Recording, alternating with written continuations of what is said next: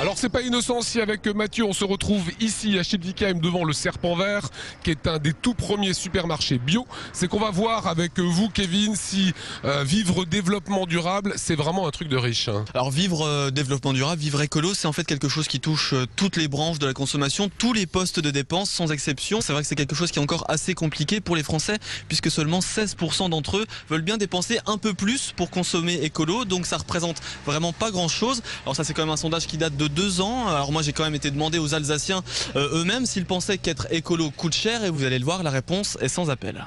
Au quotidien, acheter bio, des choses comme ça, c'est quand même des prix plus élevés, c'est sûr. J'ai pas trop le temps de faire les courses dans les magasins spécialisés. J'ai vu les prix, j'ai constaté, ça coûte plus cher. Oui. Je compare toujours les prix et quand il y a vraiment trop de différence, j'hésite ou alors je le prends pas.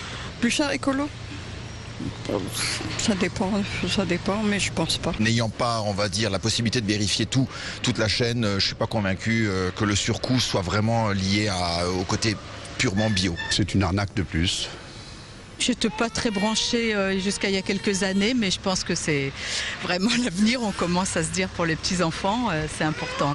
Bon alors Kevin, finalement, les gens, on leur dit de privilégier le bio, de privilégier les filières courtes, mais ils trouvent ça encore trop cher. Oui mais c'est vrai qu'il y a encore beaucoup d'a priori, le marché du développement durable est encore assez jeune, ça fait à peu près 5 ans seulement qu'il se développe. Il y a eu beaucoup d'innovations, beaucoup de nouveautés. C'est vrai qu'au début les produits coûtaient un peu cher, c'est vrai que pour prendre par exemple l'exemple de l'alimentation bio, il y a une quinzaine d'années, l'alimentation bio coûtait 50% plus cher que l'alimentation traditionnelle. Aujourd'hui l'écart s'est vraiment considérablement réduit puisque l'alimentation bio ne coûte plus que 10 à 15% plus cher que l'alimentation traditionnelle. Il y a toujours un delta donc de 10 à 15% sur l'alimentation. Quelques exemples? Alors ça dépend évidemment des produits. Pour les fruits et les légumes bruts, on va dire, les prix ne sont pas tellement élevés, ça reste abordable. Mais après c'est vrai que pour tous les produits qui sont en fait manipulés et transformés, comme par exemple le camembert qui coûte en général 1 euro plus cher, ou alors les jus de fruits qui coûtent en général le double au niveau du prix, ça reste un petit peu compliqué. Mais c'est vrai que manger développement durable, ça ne concerne pas que le bio, ça concerne aussi les circuits courts et on en a parlé dans cette même chronique la semaine dernière, c'est-à-dire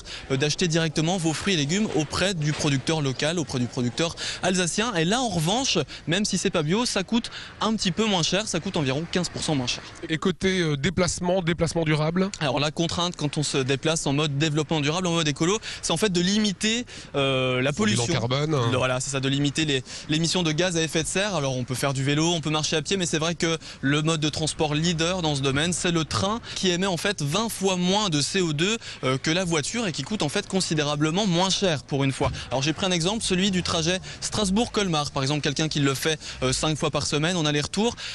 Pour la voiture, ça va lui coûter environ 360 € par mois, rien que pour l'essence. Alors que pour le TER, pour le train, sur ce même trajet, l'abonnement ne coûte que 100 €. Alors voyager en mode développement durable, pour ce mode de consommation, concrètement, c'est moins cher. Et il nous reste encore un chapitre à voir, Kevin, celui de la construction. Oui, de la construction, mais aussi de la rénovation. Alors la maison BBC, bâtiment basse consommation, dont on a beaucoup parlé dans la minute du développement durable, est en fait plus cher, évidemment, entre 12 et 30% en moyenne. Et on fait des économies d'énergie, c'est un petit peu la contrepartie.